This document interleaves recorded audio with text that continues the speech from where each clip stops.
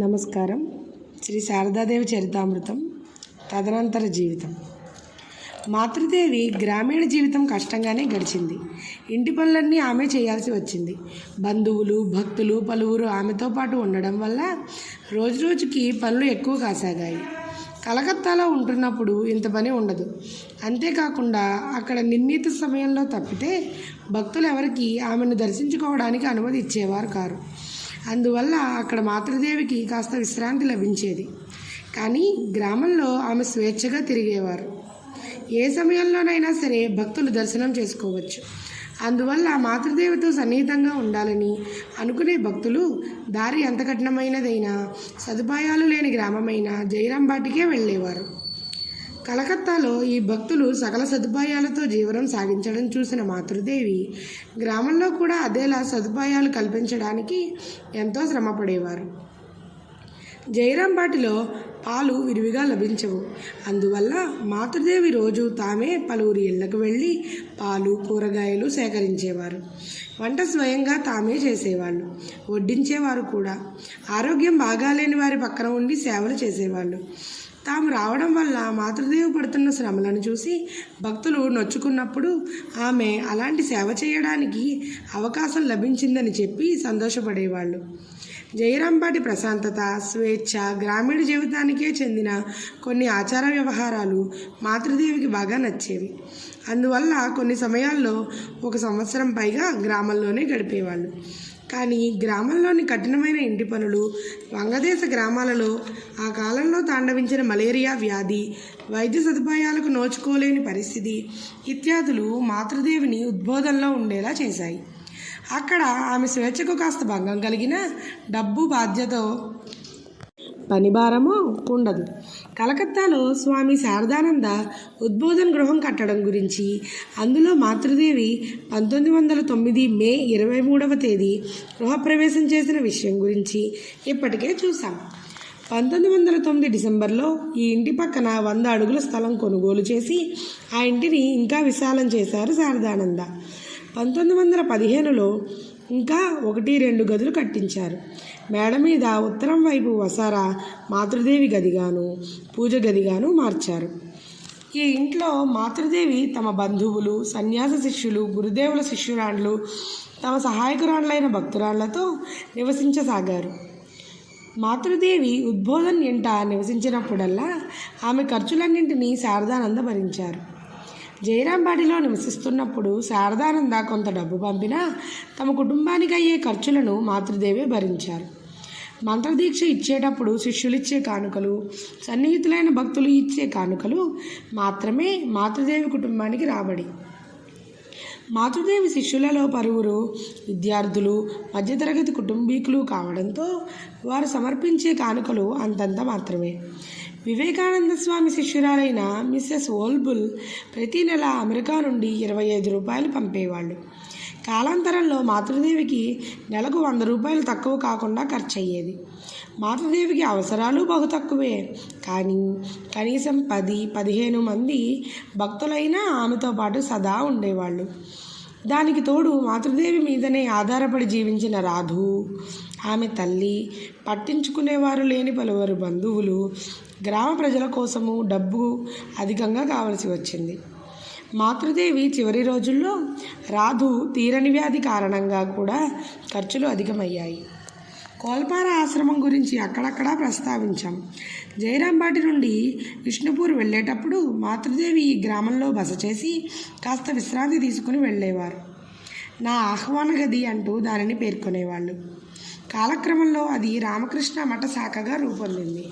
1911వ సంవత్సరం స్వయంగా మాతృదేవి అక్కడ గురుదేవుల ఛాయాచిత్రాన్ని, తమ ఛాయాచిత్రాన్ని ప్రతిష్ఠ చేశారు. మాతృదేవి నివసించడానికంటూ ఆశ్రమంలో ఒక భాగంలో ఒక పర్ణశాల కట్టించారు. రాధు ఆరోగ్యం కోసం విశ్రాంతి అవసరమైనప్పుడు మాతృదేవి ఆ పర్ణశాలలో ఉండేవాళ్ళు. ఈ ఆశ్రమంలో నివసించిన వాళ్ళు గ్రామంలో మాతృదేవి బస చేసినప్పుడు ఆమెను పరిరక్షించడానికి, ఆమెకు సేవలు చేయడానికి తమను సేవకులుగానే పరిగణించుకున్నారు. మాతృదేవి ఇంట ఉత్సవాలు, ఇల్లు మరామత్తు చేయించడం లాంటి పనులు ఏదైనా సరే ఆశ్రమంలోని బ్రహ్మచారులే చేసేవాళ్ళు. మాతృదేవి ఇంటికి కావలసిన కాయగూరలు తేవడం, ఆమె పిలవగానే రివ్వున రావడానికి వాళ్ళు సిద్ధంగా ఉండేవాళ్ళు. మాతృదేవికి ఈ శిష్యుల మీద ప్రత్యేకమైన ప్రేమానురాగాలు ఉండేవి. 1911 జూన్ 10వ తేదీ రాధుకి వివాహం జరిగింది. 12 ఏళ్ల రాధు 15 ఏళ్ల మన్మథ్ చటర్జీని వివాహం చేసుకుంది. స్వామి శారదానంద ఈ పెళ్లికి చాలా డబ్బు ఖర్చు పెట్టారు. మన్మథ్ ధనవంతుల కుటుంబానికి చెందినవాళ్ళు, కానీ అంత గొప్ప సామర్థ్యశాలి కాడు. అందువల్ల వివాహానంతరం కూడా రాధు భర్త ఇంటికి వెళ్ళలేదు. ఆమె భర్త బహుశా మాతృదేవి ఇంటనే ఉండేవాడు. కాలం గడిచిందే కానీ రాధు ప్రవర్తనలో ఎలాంటి మార్పు రాలేదు. మాతృదేవి ఒకసారి తన శిష్యునితో, చిన్నతనంలో ఆమె పర్వాలేదు, ఇప్పుడు పెళ్ళైపోయింది, కానీ ఆమె స్వభావంలో ఎలాంటి మార్పు రాలేదు. దానితో పాటు రకరకాల వ్యాధులు, పిచ్చిదాని కుమార్తె అయిన ఈమె కూడా పిచ్చిదైపోతుందేమోనని భయంగా ఉంది. నేను ఒక పిచ్చిదాన్నా పెంచుతూ వస్తున్నాను అంటూ బాధగా అన్నారు. అత్తగారింటికి వెళ్ళలేదు, కానీ రాధు తన భర్త పట్ల ఎనలేని అనురాగం పెంచుకుంది. మన్మథ్ బయటికి వెళితే ఈమె ఉండలేకపోయేది. ఒకరోజు ఆమె అలా పరితపించడం చూసిన మాతృదేవి, గురుదేవుల లీలా వినోదం చూడు, మా పుట్టిల్లు ఎంత ఉన్నతమైనది, ఇప్పుడు నాతో ఉంటున్న వారిని గురించి ఏమని చెప్పాలి? ఇక రాధుని గురించి చెప్పడానికి ఏముంది? తలుపు దగ్గరే నిలబడి భర్త రాక కోసం ఎదురు చూస్తూ ఉంటుంది. అదిగో ఆ ఇంట్లో పాట వినబడుతుందే, అక్కడికి అతను వెళ్ళిపోతాడేమోనని ఆమె భయం. అందువల్ల రాత్రింపవళ్ళు భర్తను కనిపెట్టే ఉంటుంది. ఎలాంటి అనురాగం! ఈమె ఇలా తయారవుతుందని నేను కలలో కూడా అనుకోలేదు అన్నారు. వ్యాధులు, పిచ్చాపాటి, పట్టుదల, వీటితో పాటు నల్లమందు అలవాటుకు కూడా రాధు ఎలాగో బానిస అయ్యింది. ఈ దురభ్యాసం మాన్పించడానికి మాతృదేవి చేసిన ప్రయత్నాలేవీ ఫలించలేదు. కానీ మాతృదేవి కావాలనే రాధుకి నల్లమందు అలవాటు చేయించి తమ అదుపాజ్ఞంలో ఉంచుకున్నారని సురబాల ఆరోపించేది. మాతృదేవి ఆ ఆరోపణలను అంతగా పట్టించుకోలేదు. ఒకసారి ఎప్పటిలా సురబాల మాతృదేవిని నిందిస్తూ ఉంది. ఎంతసేపటికి ఆగకపోయేసరికి మాతృదేవి, ఇదిగో చూడు, ఇప్పుడే తీసుకెళ్ళిపో అన్నారు. ఈ మాటలు అన్న మరుక్షణం సురబాల కోపం హద్దులు దాటిపోయింది. ఏదేదో తిడుతూ వంట ఇంట్లోకి పరుగు తీసింది. వండుతున్న ఒక కొరువిని తీసుకుని మాతృదేవిని కొట్టబోయింది. దీన్ని ఏమాత్రం ఎదురు చూడని మాతృదేవి హడలిపోయి, ఈ పిచ్చామ నన్ను చంపబోతున్నదే అంటూ బిగ్గరగా అరిచారు. మాతృదేవి అరుపు విని బ్రహ్మచారి వరద పరుగుదీశాడు. ఒక్క క్షణం ఆలస్యమై ఉంటే విపరీతం జరిగిపోయి ఉండేది. మాతృదేవికి దెబ్బ తగలడానికి ముందుగానే అతను సురబాల చేత పట్టుకుని కొరువును తీసి దూరంగా విసిరేశాడు. ఆమెను కూడా గది బయటికి తరిమేసి మాతృదేవి వద్దకు వచ్చాడు. మాతృదేవి అప్పటికీ ఆ దిగ్భ్రాంతి నుండి తేరుకోలేదు. ఆ స్థితిలోనే, ఓసి పిచ్చిదానా, ఎంత పని కొడిగట్టావు, నీ చేతులు పడిపోను అనే మాటలు ఆమెకు తెలియకుండానే నోటి నుండి వెలువడ్డాయి.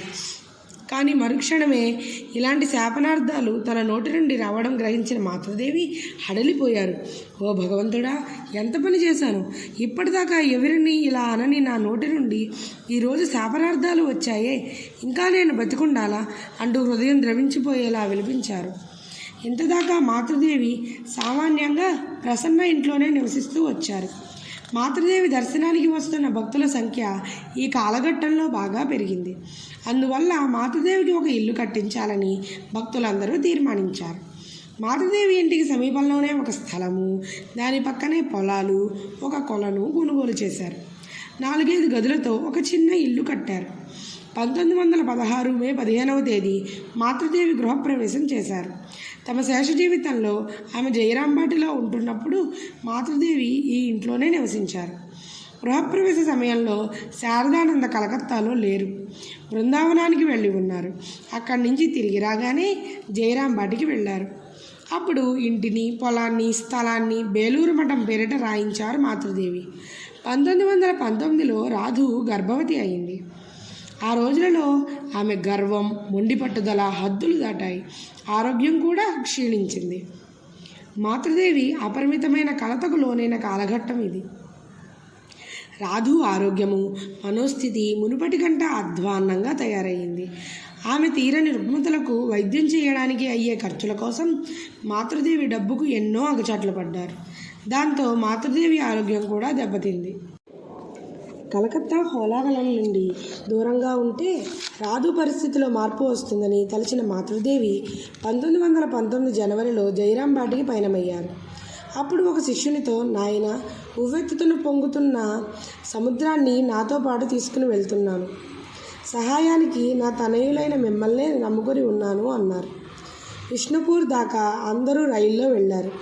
అక్కడ హస్త సాముద్రికంలో పేరుమోసిన వ్యక్తి ఒకడు రాధు చేతిని చూసి ఆమె ప్రసవం అంత సులభంగా ఉండదని చెప్పాడు. దాంతో మాతృదేవికి ఆందోళన ఎక్కువైంది. అక్కడి నుండి అందరూ 6 బళ్లలో జైరాంబాటికి బయలుదేరారు. దారిలో విశ్రాంతికై కోల్పారాలో కొన్ని రోజులు బస చేశారు. ఆశ్రమం చుట్టూ దట్టంగా పెరిగిన వనము, అక్కడ నెలకొన్న ప్రశాంతత రాధుని బాగా ఆకర్షించాయి. అందువల్ల ఇంకా కొన్ని రోజులు అక్కడ ఉండగోరింది రాధు. మాతృదేవి సోదరుడు కాశీతో సహా అందరూ రాధు అక్కడ ఉండడమే మంచిదన్నారు. దాంతో మాతృదేవి జూలై నెల పూర్తయ్యేదాకా అక్కడే ఉండిపోయారు.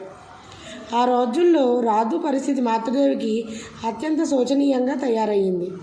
అప్పటికే ఆమె బాగా బలహీనంగా ఉంది. గర్భిణీ కావడంతో ఆమె ఆరోగ్యం మరింత దెబ్బతింది. దుర్భరమైన నరాల బలహీనత ఆమె బాధపడసాగింది. శరీరం కృషించిపోయింది. శరీరంలా మనస్సు కూడా దుర్బలమైపోయింది. ప్రతి చిన్న విషయానికి విసుక్కోవడం, ఏం చెప్పినా వినేది కాదు. ఒక చిన్న శబ్దము పెద్దగా మాట్లాడినా కూడా ఆమె తట్టుకోలేకపోతున్నది. కాకి అరిచినా, ఎవరైనా పాత్ర కింద పెట్టినప్పుడు అయ్యే శబ్దం వింటే చాలు ఓ అని అరిచేది. కొన్ని సమయాల్లో ఆమె అరుపులు ఎక్కువై ఊపిరి పీల్చుకోలేకపోయేది. అంతేకాకుండా శరీరం అంతా సదా సహించలేనంత మంటతో బాధపడసాగింది. దీనితో పాటు ఆశ్రమానికి సమీపంలో ఒక ఎలుగుబంటి రాత్రుల్లో తిరుగుతూ ఉన్నట్లు, గ్రామంలో ప్రవేశించి గ్రామ రక్షక భటుల్ని కరిచి హింసించిందని ఒక వార్త పాకింది. ఆశ్రమానికి చేరువనే దట్టమైన అడవి ఉండడం వల్ల ఎలుగుబంటి ఏ వేళలోనైనా ఆశ్రమంలోకి ప్రవేశించవచ్చుననే భయం ఒకవైపు. వీటన్నిటితో రాధు పరిస్థితి మరింత దిగజారింది. ఇవన్నీ చాలదన్నట్లు ఒక పిచ్చివాడు హఠాత్తుగా రాత్రుల్లో ఆశ్రమం లోపలికి వచ్చి హా ఊ అంటూ గొడవ చేశాడు. ఇది కూడా స్త్రీలను భయభ్రాంతులకు గురి చేసింది. మాతృదేవి ఆ పిచ్చివాడిని ఒకసారి తన దగ్గరగా పిలిచి ప్రేమగా అతన్ని పలకరించి అతనికి తినడానికి అవి ఇవి ఇచ్చి ఆశ్రమం లోపలికి వచ్చి గొడవ చేయొద్దు అని చెప్పి శాంతపరిచారు. ఈ పరిస్థితుల్లో రాధు ఆరోగ్యం కోలుకోవడానికి నానా రకాల చికిత్సలు జరుగుతున్నాయి. ఏ ఔషధంతోనూ గుణం కనిపించలేదు. అందుకు భిన్నంగా రోజురోజుకు వ్యాధి తీవ్రం కాసాగింది. పలు రకాల మందులు వాడిన తరువాత తమతో పక్కన ఉన్నవారి సలహా మేరకు మంత్రతంత్రాలు లాంటివి కూడా చేయించారు.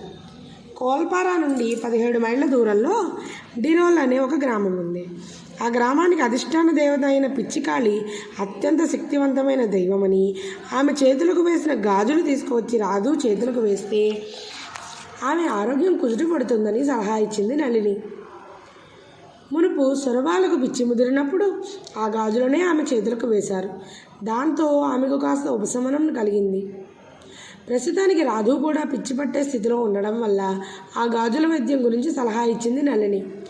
మాతృదేవి వెంటనే డిరోల్కు మనిషిని పంపి కాళీదేవికి సంప్రదాయానుసారం పూజలు చేయించి అందులో అర్పించిన ఒక గాజు తీసుకురమ్మన్నారు.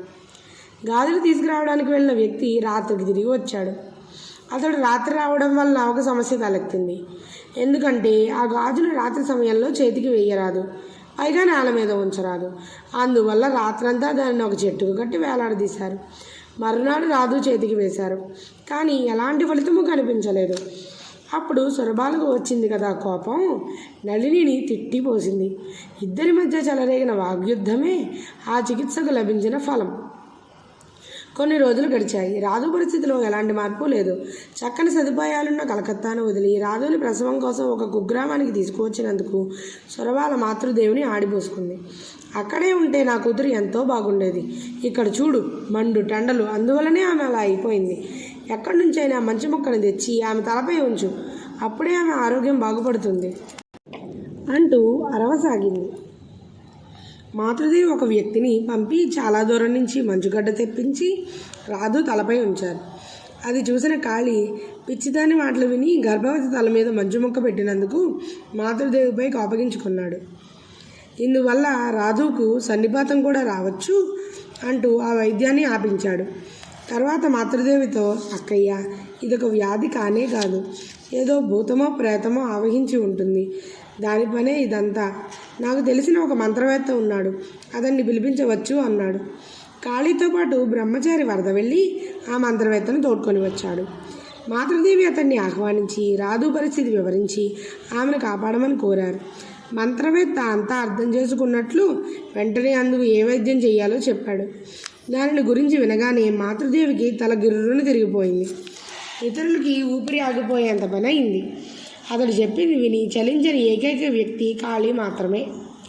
ఆ మంత్రవేత్త చెప్పిన వైద్యం ఇది. రోహిత చేప ప్రేగుల నుండి సుమారు 20 కిలోల నూనె తీయాలి.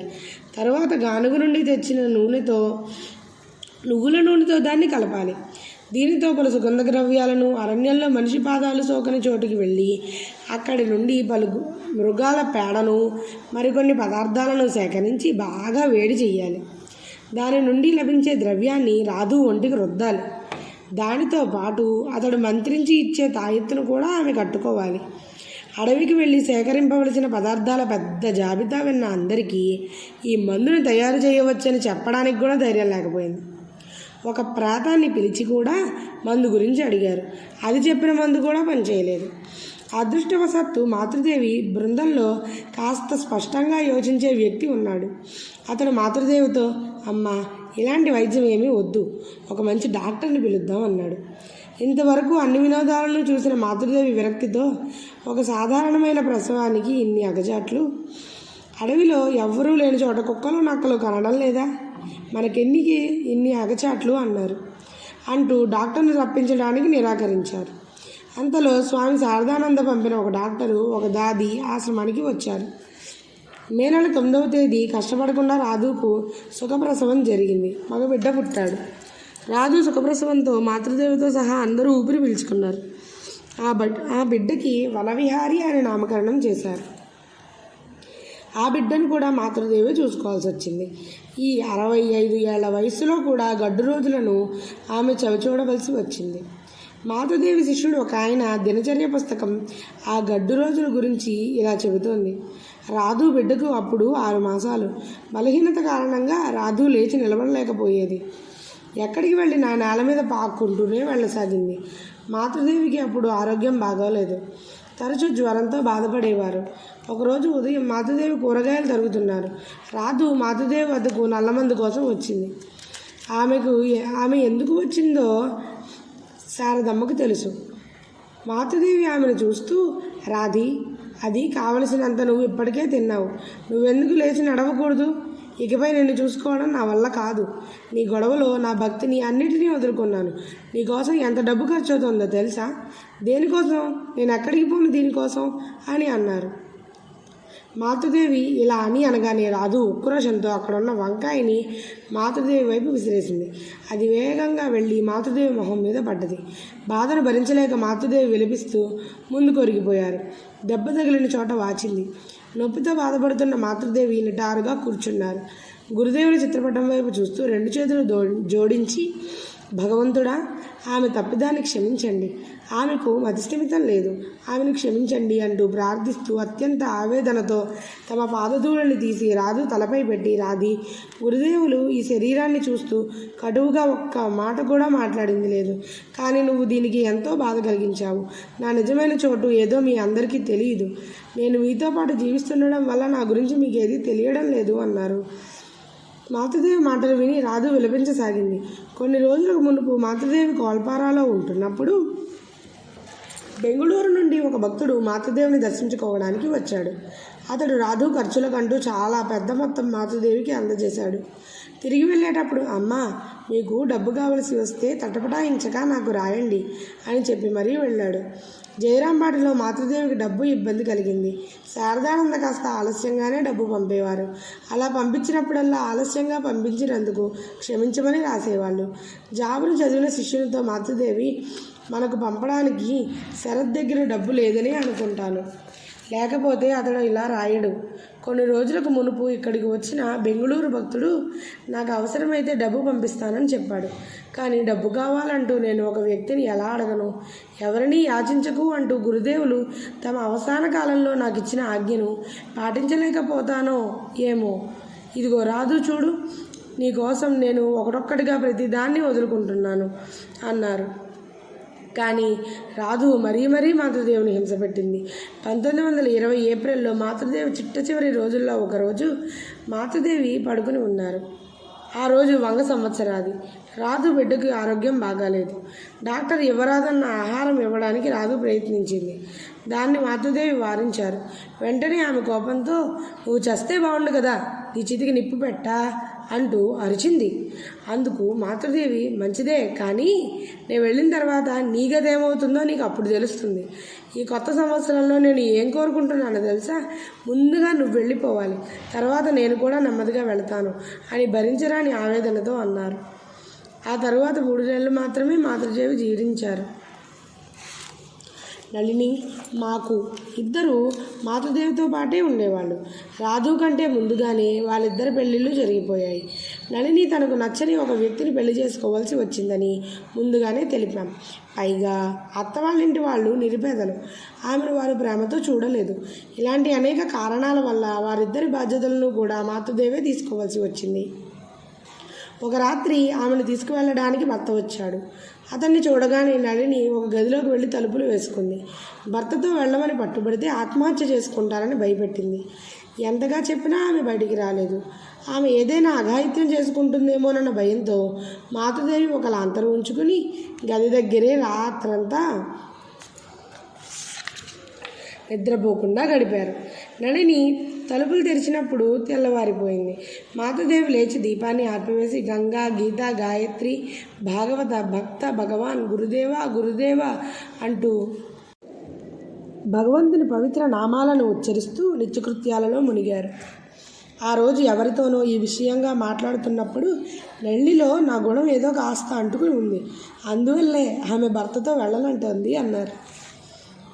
ఆచారం అంటూ నళినికి ఆచారం పిచ్చి ముదిరిపోయింది. దీనిని తాకకు, అక్కడికి వేళ్లకు అంటూ అరుస్తూ గగ్గోలు పెడుతూ వచ్చిన వాళ్ళని నానా అవస్థల పాలు చేసేది. మరుగుదొడ్లు శుభ్రం చేసే పనివాళ్ళ లాంటి వాళ్ళతో ఈమె ప్రవర్తన ఇంక చెప్పాల్సిన పని లేదు.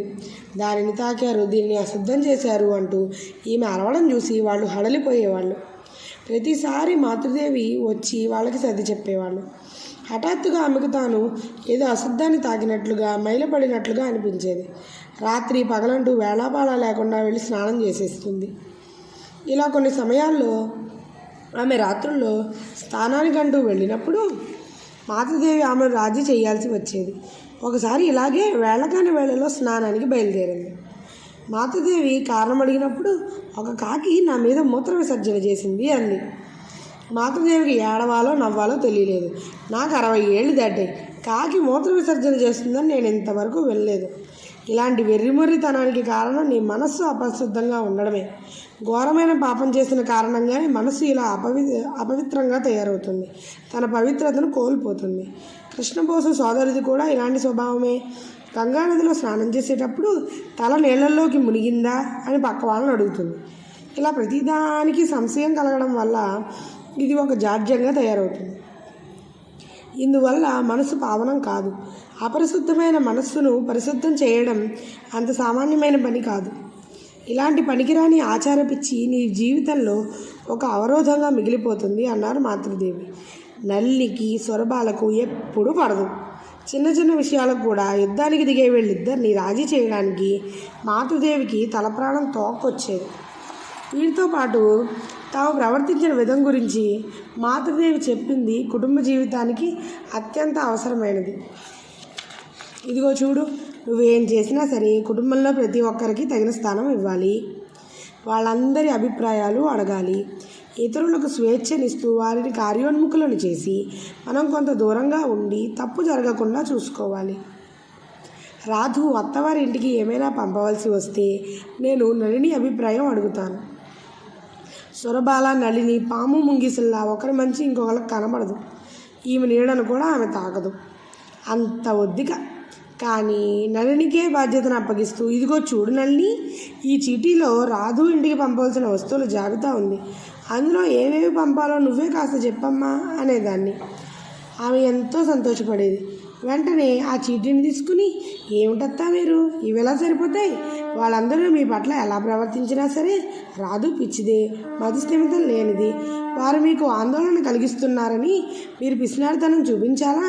మీ గౌరవానికి తగినట్లు ఇవ్వాలి కదా అంటూ ఆ చీటీలోని వస్తువులతో పాటు మరిన్ని వస్తువులను చేర్చేది. నాలో నేను నవ్వుకునేదాన్ని. ఆమెకు చూపకుండా నేను ఏదైనా పంపి ఉంటే ఆమె సురభాల కలిసి ఒక కురుక్షేత్రమే కల్పించి ఉండేవాళ్ళు. ఇతరులకు స్వేచ్ఛనిస్తూ మనం వినమ్రతతో ఉండడం ఎంతో ముఖ్యం. అహంకారులైన వీరి స్వభావం చక్కగా ఎరిగిన నేను అందుకు తగ్గట్లు జాగ్రత్తగా ప్రవర్తిస్తాను. అయినా అప్పుడప్పుడు వాళ్ళు తమ స్వభావాన్ని ప్రదర్శిస్తారు. యుద్ధం ప్రారంభం అవుతుంది. నేనేం చేయగలను? ఇది భగవంతుని లోకం, ఆయనే దీన్ని నడిపిస్తున్నారు అని అనుకునేదాన్ని. నళిని చెల్లెలు మాకు. ఆమె పెద్ద జమీందారి ఇంట్లో అడుగుపెట్టినా ఏ కారణం వల్లనో ఆమె కూడా మాతృదేవితో పాటే ఉండేది. ఆమె బాధ్యత కూడా మాతృదేవి వహించేవాళ్ళు. మాతృదేవి రాధుతో పాటు ఆమె ప్రసవం కోసం కోల్పారాలో ఉంటున్నప్పుడు మాకు కూడా గర్భిణి. ఆమెతో పాటు నళిని కూడా అక్కడే ఉంటున్నది. అప్పటికే మాకు ఒక కుమారుడు ఉన్నాడు. అతడి పేరు నేడా. అతనికి అప్పుడు 2.5 ఏళ్ళు. వయస్సు మించిన పరిపక్వం అతనిలో కనిపించింది. మాతృదేవిని సీతా అవ్వ అంటూ పిలిచేవాడు. పున్నాగ పువ్వులు సేకరించి ప్రతిరోజు మాతృదేవి పాదాలకు అర్పించి ప్రణమిల్లేవాడు. మాతృదేవి కూడా ఆ పిల్లవాడి పట్ల ఎంతో అభిమానం చూపించేవాళ్ళు. విష్ణుపూర్లో రాధుకు హస్త సాముద్రికం చూసిన వ్యక్తే మాకు చెయ్యి చూసి, ఈమెకు పలువురు బిడ్డలు పుడతారు, కానీ వారు ఒకరినొకరు చూసుకునే భాగ్యం లేదు అని చెప్పేశాడు. ఈ మాటలు విన్న రాధు మాకు భోరమని విలపిస్తూ మాతృదేవిని పెనవేసుకున్నారు. మాతృదేవి ఈమెను ఊరడిస్తూ ఆ హస్త సాముద్రికునితో, నాయనా, నువ్వు యువకుడివి, నీకు లౌక్యం తెలీదు. ఇలాంటి విషయాలను ఇంత సూటుగా ఎవరైనా చెబుతారా? మాతో రహస్యంగా చెప్పి ఉండవచ్చు కదా. దీనికి ఏదైనా పరిహారం నీ హస్త సాముద్రికం సూచిస్తోందా అని అడిగారు.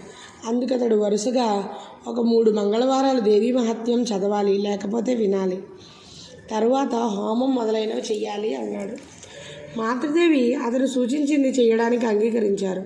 మాకుకు అవసరమైనవన్నీ మాతృదేవి సమకూర్చిపెట్టినా ఆమె రాధును అతిగా చేరదీస్తున్నట్లు, ఆమెలా గర్భిణిగా ఉన్న మాకును ఉదాసీనపరుస్తున్నారని ఆరోపించింది నళిని. ఒకరోజు మధ్యాహ్నం మాతృదేవి విశ్రమించి ఉన్నప్పుడు ఆమెతో చెప్పకుండా మాకును నేడాను తీసుకుని నళిని జయరాం బాటికి వెళ్ళిపోయింది.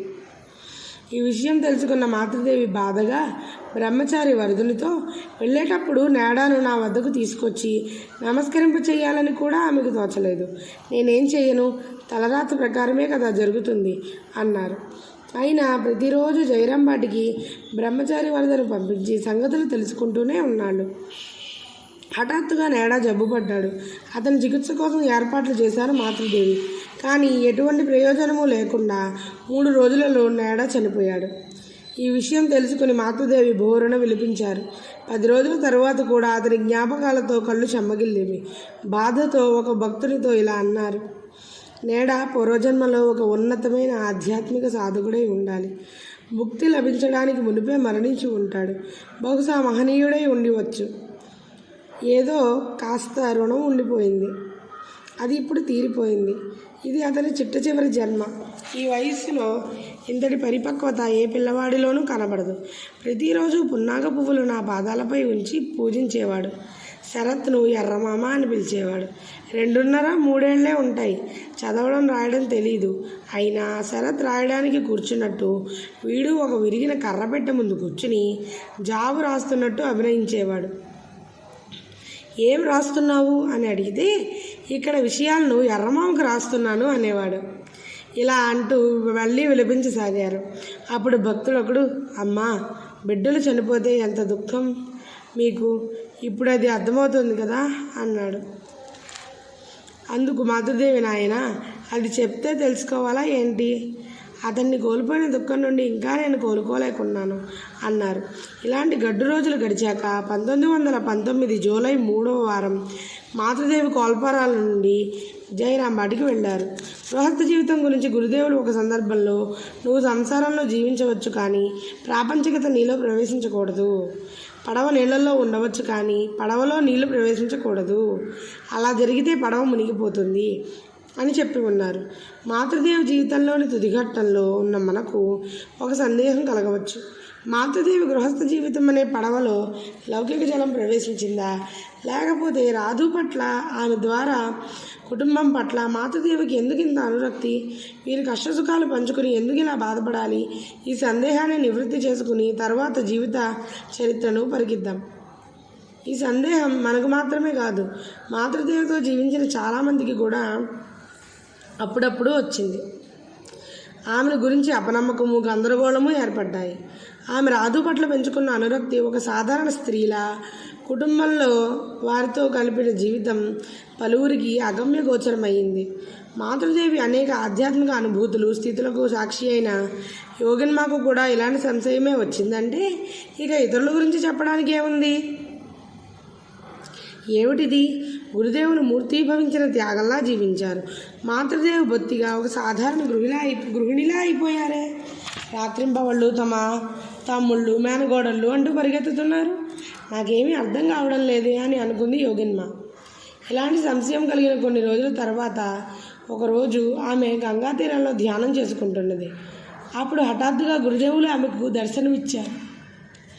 ఆయన యోగిన్మకు గంగానదిని చూపిస్తూ, అదిగో గంగానదిలో తేలుతూ ఉందే, అదేంటో చూడు అన్నారు. యోగిన్మ దాన్ని చూసింది. అప్పుడే పుట్టి మరణించిన ఒక బిడ్డ మృతదేహం. దాని ప్రేవులు తీగలా చుట్టుకొని రక్తం మరకలతో గంగానదిలో తేలిపోతూ ఉంది.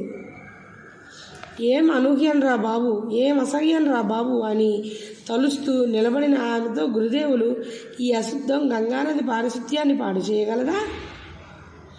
ఆమె కూడా అలాగే. ఆమెను గురించి ఎప్పుడూ సందేహించకు. ఆమె ఇది అనగా ఆమె నేను ఒక్కటే అని చెబుతూ అంతర్ధానమయ్యారు. హడలిపోయింది యోగిన్మ. పరిగెత్తుకుంటూ వెళ్ళి మాతృదేవి పాదాల మీద పడింది. ఏం యోగిన్, ఏమైంది అంటూ ఆప్యాయంగా అడిగారు. యోగిన్మ గదగద స్వరంతో, అమ్మా, మీ మీద విశ్వాసం కోల్పోయాను. గురుదేవులే వచ్చిన సందేహం నివృత్తి చేశారు అంటూ జరిగింది చెప్పింది. మాతృదేవి చిరునవ్వుతో, కలతపడకు, సందేహాలు వస్తాయి, తర్వాత నివృత్తి అవుతాయి. ఈ రీతిలోనే విశ్వాసం ప్రగాఢమవుతుంది. అనేక ప్రయత్నాల తర్వాతే అంచెలంచెలుగా గాఢమైన విశ్వాసం కలుగుతుంది అన్నారు. ఇలాంటి ఆధ్యాత్మిక దృశ్యాలు వ్యక్తిగతమైనవి. యోగిన్మ గాంచిన దృశ్యం ఆమె సంశయాన్ని నివృత్తి చేసింది. కానీ మనకు చెందినంత వరకు ఇంకా కొన్ని వివరణలు కావాల్సి ఉన్నాయి. మొదట మాతృదేవి తమ ఈ జీవితం గురించి చెప్పిన విషయాలను చూద్దాం. మాతృదేవి దీని గురించి అసలు పట్టించుకోనే లేదు. తమ పరిస్థితి ఏమిటి అంటూ ఎవరికన్నా వివరించడానికి కూడా ప్రయత్నించలేదు. తమను గురించి ఎవరు ఏమనుకుంటారు, ఎవరైనా తమని వదిలి వెళ్ళిపోతారా అని ఆలోచించి చూసింది కూడా లేదు. ఆమె వరకు మనం అప్పుడప్పుడు చెబుతూ వచ్చాం కదా, అలా జీవించడం మాత్రమే చేశారు. వివరణలు ఇత్యాదులను ఇతరులకు వదిలేశారు. ఈ విషయంగా ఎవరైనా అడిగితే పెద్దగా ఏమీ బదులు చెప్పింది లేదు. కొన్ని సమయాల్లో వాళ్ళు ఇచ్చే సమాధానాలు ప్రశ్నించేవారిని గందరగోళాన్ని పెంచడం కద్దు. ఒకసారి భక్తుడు ఒకడు మాతృదేవితో, అమ్మ, మీరెందుకు రాధు పట్ల ఇంత అనురక్తితో ఉంటున్నారు? రాత్రింబవళ్ళు రాధు రాధు అంటూ కలవరిస్తూ ప్రాపంచికతలో మునిగి ఉన్నారే అని అడిగాడు. అందుకు మాతృదేవి, ఇదిగో చూడు, మేము స్త్రీలం, పిల్లలను ప్రాణంగా ప్రేమించడం మాకు సహజమే కదా అంటూ తమకే సొంతమైన ధోరణిలో బదులు చెప్పారు. మరొకసారి మాతృదేవి ఇలా అన్నారు, పుట్టినప్పటి నుంచి ఎలాంటి పాపం చేసినట్టు నాకు జ్ఞాపకం లేదు. నా 5వ ఏట గురుదేవులను చేపట్టాను. అప్పుడు నేను ఆయన్ని అర్థం చేసుకోలేక ఉండి ఉండవచ్చు, కానీ ఆయన నన్ను తాకాలనడంలో సందేహమే లేదు. ఆయనను ఆశ్రయించిన వారు మాయ నుండి ముక్తులయ్యారు, కానీ నేను మాత్రం మరింతగా మాయలో కూరుకుపోతున్నాను. అనురక్తి, అనుబంధం అంటూ తప్పిస్తున్నాను. కానీ ఇందులో ఒక ఆశ్చర్యమైన విషయం ఏమిటంటే, మాతృదేవి ఇలాంటి సమాధానాలు చెప్పి తనను ఒక సామాన్య స్త్రీగా చాటుకున్నా ఈ మాటలు విని ఎవరు, నిజమే కదా, ఇలా లౌకికంగా ఉంటున్న ఒక స్త్రీ నాకు ఎలా గురువు కాగలదు అని అనుకుని మాతృదేవిని వదిలి వెళ్ళినట్టు చరిత్రలో ఎక్కడా లేదు. భక్తులు, శిష్యులు మాతృదేవి పడుతున్న అగచాట్లను చూశారు. వారు తనను లోకువ చేసి చెప్పుకోవడం విన్నారు. అంతటితో సరి. ఎందుకంటే మాతృదేవి బాహ్య జీవితానికి అతీతంగా ఏదో ఒక శక్తి తమరందరినీ ఆమెతో బంధించి ఉంచడం ప్రతి ఒక్కళ్ళు అవగతం చేసుకున్నారు. ఆ ఏదో ఒక శక్తి అయిన మాతృప్రేమను చవిచూసిన ఎవరైనా దాని ఆకర్షణ నుండి బయటపడగలరా? కానీ కొన్ని సమయాల్లో ఇలాంటి ప్రశ్నలకు మాతృదేవి నుండి సూటిగా బదులు రావడం కూడా కద్దు. ఒకసారి ఎవరో ఇలాగే అడిగినప్పుడు మాతృదేవి కొంత ఉద్వేగంతో ఇలా అన్నారు, ఇదిగో చూడు, నాలాంటి మరో వ్యక్తి నీకు కనబడతాడా? సాధ్యమైతే ప్రయత్నించి చూడు. భగవంతుడిని గాఢంగా ధ్యానించేవాళ్ళు అత్యంత సున్నితమైన పవిత్రమైన మనస్సును సంతరించుకుంటారు. అలాంటి మనస్సుతో వాళ్ళు దేని గురించి ఆలోచించినా చాలా గాఢంగా ఆలోచిస్తారు. ఇది ఇతరుల కంటికి అనురక్తిగా కనిపిస్తుంది. మెరుపు మెరిసేటప్పుడు అది కిటికీలో అద్దంలో ప్రతిఫలిస్తుందే కానీ చెక్క మీద రాదు. మరొక రోజు రాత్రివేళ భోజనాల తరువాత మాతృదేవి పిల్లలకు దోమతెర కడుతున్నారు. ఎప్పటిలా సొరబాల ఏ కారణంగానో మాతృదేవిని నిందిస్తూ ఉంది. మాతృదేవి ఆమెతో అన్న మాటలు పక్క గదిలో నుండి శిష్యునికి స్పష్టంగా వినబడింది. ఇదిగో చూడు, నన్ను ఒక సామాన్యమైన మానవ స్త్రీగా భావించకు. నీ నోటికి వచ్చినట్లు చివాట్లు పెడుతున్నావు. నేను వాటిని పట్టించుకోవడం లేదు. ఏదో చప్పుడు వస్తుందని వదిలేస్తున్నాను. నేను మాత్రం వాటిని పట్టించుకుంటే ఇక నిన్ను ఎవ్వరూ కాపాడలేరని తెలుసుకో. నేను ప్రాణాలతో ఉండడం నీకు మంచిది. నీ కుమార్తె ఎప్పటికీ నీ కుమార్తె. ఆమె పెరిగి పెద్దదయ్యేదాకా నేను చూసుకుంటాను. అంతవరకే. ఆమె పట్ల నాకేం అనురక్తి? నేను తలుచుకుంటే ఈ క్షణంలో ఈ అనుబంధాన్ని తెంచివేసుకోగలను. ఒకరోజు నేను కర్పూరంలా కరువరుగైపోతాను. నా కళేవరం కూడా నువ్వు చూడలేవు. ఎంత లోతైన వచనాలు! కొన్ని సమయాల్లో రాధు పట్ల నేను పెంచుకున్న అనురక్తి, నాకు నేను ఏర్పరచుకున్న మాయ నా మనస్సు కించిత్తైనా ఆమెపై అంటుకోవడానికి నిరాకరిస్తుంది. నేనే బలవంతంగా నా మనస్సును ఆమెపై నిలుపుతున్నాను. రాత్రింపవళ్ళు పైకి ఎగిసిపోవడానికి నా మనసు ఉవ్విళ్ళూరుతూ ఉంది. ప్రజల పట్ల గల కరుణ వల్ల నేను నా మనసుకు నచ్చజెప్పి సాధారణ స్థితిలో ఉంచి ఉన్నాను అనేవాళ్ళు మాతృదేవి. మరికొన్ని సమయాల్లో ఇదిగో చూడు, నేను రాదు అంటూ ఆమె జ్ఞాపకంలోనే మునిగి ఉన్నట్లు, ఆమె పట్ల నాకు అత్యంత అనురక్తి ఉన్నట్టు చెప్పుకుంటున్నారు. కానీ గురుదేవులు తమ కార్యం కోసమే నా మనసును ఆమెతో ఉడివేసి ఉంచారు. ఆమె నుండి నా మనసు వైదొలిగినప్పుడు ఈ శరీరం నశిస్తుంది అని కూడా చెప్పేవాళ్ళు.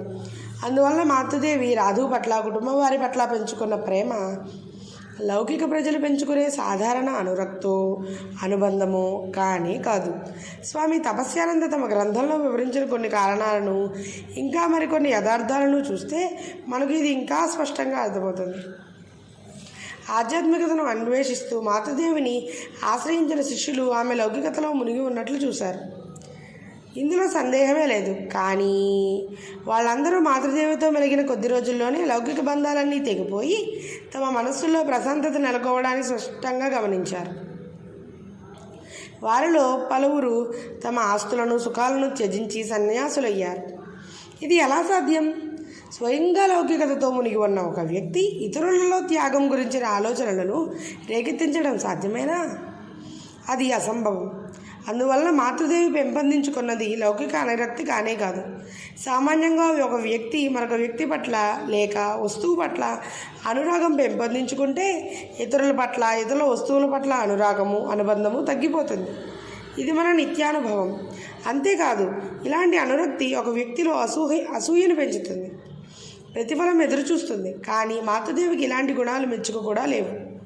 దేనిని ఆకాంక్షించని మనస్సు, తమ వద్ద ఉన్నదంతా ధారాళంగా ఇచ్చేసే గుణం, పసిబిడ్డ లాంటి నిష్కలంకమైన మనస్సు కలవారుగానే మాతృదేవి జీవించారు.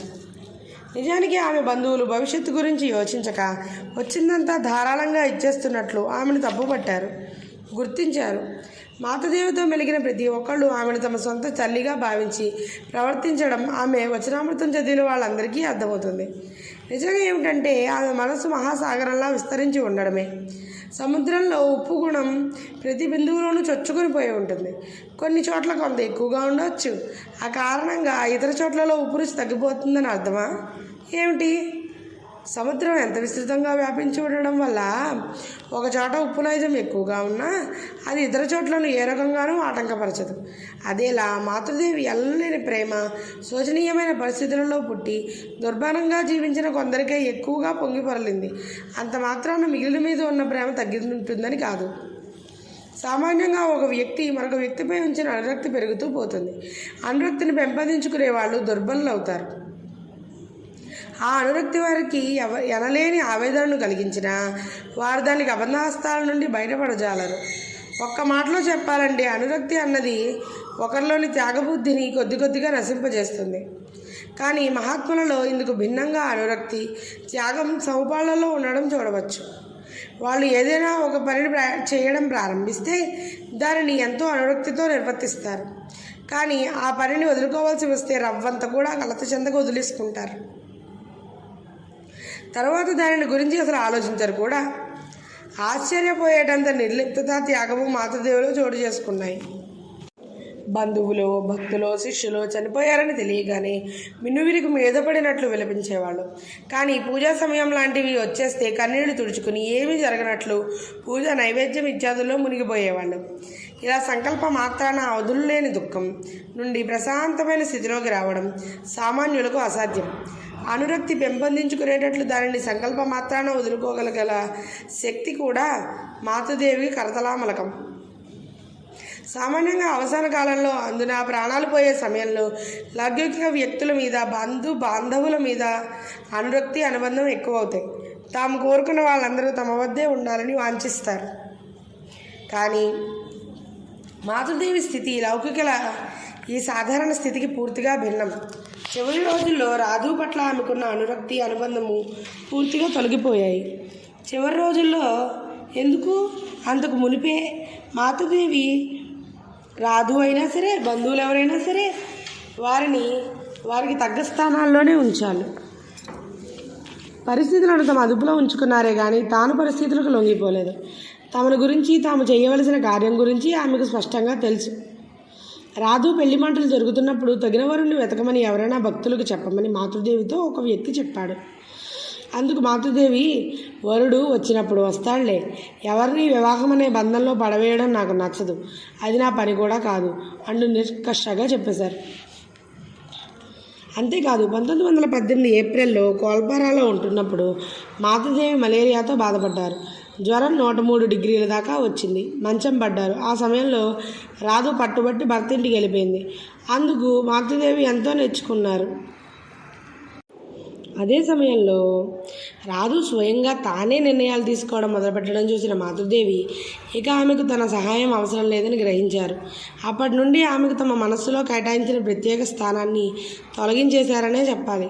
ఎందుకంటే ఒకరోజు సురబాలతో అన్నట్లు, ఆమె పెరిగి పెద్దదయ్యేదాకా రాధును చూసుకుంటాను అన్నందుకు చూసుకున్నారు కనుక. అంతే. ఆ తర్వాత రాధు రావడం వెళ్ళడంగానే సాగింది. ఆమె ఉన్నప్పుడు ఎప్పటిలా ఆప్యాయంగా ఉండేవాళ్ళు. కానీ భర్తింటికి వెళ్ళేటప్పుడు మాతృదేవి ఎడబాటును తట్టుకోలేక రాధు మాత్రమే మరీ విలిపించింది. కానీ మాతృదేవిలో ఎలాంటి చల్లము ఉండేది కాదు. ఇతరులకు వీడ్కోలు ఇచ్చినట్టే ఈమెకు ఆప్యాయంగా వీడ్కోలు చెప్పేవాళ్ళు. తమ బంధువుల్లో ఎవరైనా తమను చీవాట్లు పెట్టినా, అమర్యాదగా చూసినా మాతృదేవి లెక్క పెట్టేవాళ్ళు కాదు. కానీ వారిలో ఎవరైనా సరే, అది రాధు అయినా సరే, తమ శిష్యులను, సన్యాసులను దూషిస్తే ఆమె సహించరు. అలా ఏదైనా జరిగితే వెంటనే వారిని క్షమాపణ కోరుకోమంటారు. ఇలాంటి సంఘటనలను ఎన్నో మనం చూడవచ్చు. ఒక్క మాటలో చెప్పాలంటే రాధు యోగమాయ అనడం నిజం. ఆమె మాతృదేవిని లోకంతో ముడివేసి మరీ ఉంచింది అనేది కూడా నిజం. కానీ ఆమెను కూడా తన అదుపులో ఉంచుకున్న మహామాయిగా విరాజిల్లారు మాతృదేవి. అక్షర సత్యమైన ఒక విషయం ఏమిటంటే, మాతృదేవి జీవితంలోని ముఖ్య సందేశాలలో ఒకదాన్ని మూలం చోటు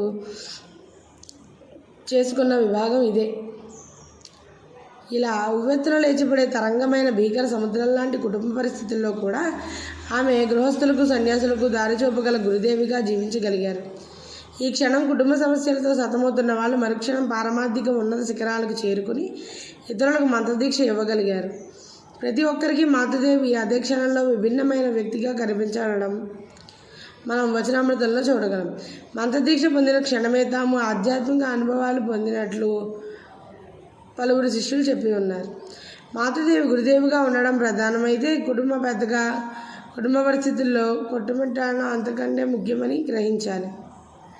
మనం మునిపే పేర్కొన్నట్టు మాతృదేవి ఆధ్యాత్మికత అనే జ్యోతి ప్రకాశించడానికి అనువైన చీకటి నేపథ్యంగా నెలకొన్నది ఆమె కుటుంబ జీవితం. అలాంటి కుటుంబ పరిస్థితిలో ఆమెను జీవించి ఉండకపోతే అవునవును వాళ్ళకేం అలాంటి చీకు చింత లేదు. భక్తులు శిష్యులు అంతా పరమానందంగా జీవించారు. మనం అలాగే తెల్లవారడం నుండి రాత్రి పడుకునే దాకా కుటుంబంలో సమస్యలలో చిక్కుకుని సతమతమవుతున్నాం కదా అంటూ ఆమెను మన జీవితం నుండి వైదొలుగా చేస్తాం. కానీ అందుకు చోటివ్వడం లేదు మాతృదేవి. కాల ఆవశ్యకతను బుద్ధి చేయడానికి కదా ఆమె రాక. అందువల్ల అందరూ, ప్రత్యేకించి స్త్రీలందరూ తమ జీవిత ఆదర్శంగా చేసుకోవడానికి తగిన స్థితిలో తమ జీవితాన్ని మలుచుకున్నారు. మాతృదేవి అద్భుతమైన మహోన్నత జీవితంలో ఇక ఆమె ఇహలోకంలో జీవించిన అంతిమ దినాలను గురించి కూడా మాత్రమే చెప్పవలసి ఉంది. ఆ ఘట్టాన్ని తీసుకోవడానికి ముందుగా చూడడానికి సరళంగా, అదే సమయంలో ప్రగాఢ ఆలోచనలతో జీవించి మానవ జాతికి అంటూ కొన్ని శాశ్వత ముద్రలను విడిచివెళ్ళిన ఈ యుగావతార మహిళారత్నం పరిమాణాలను కొన్నింటిని పరికిద్దాం.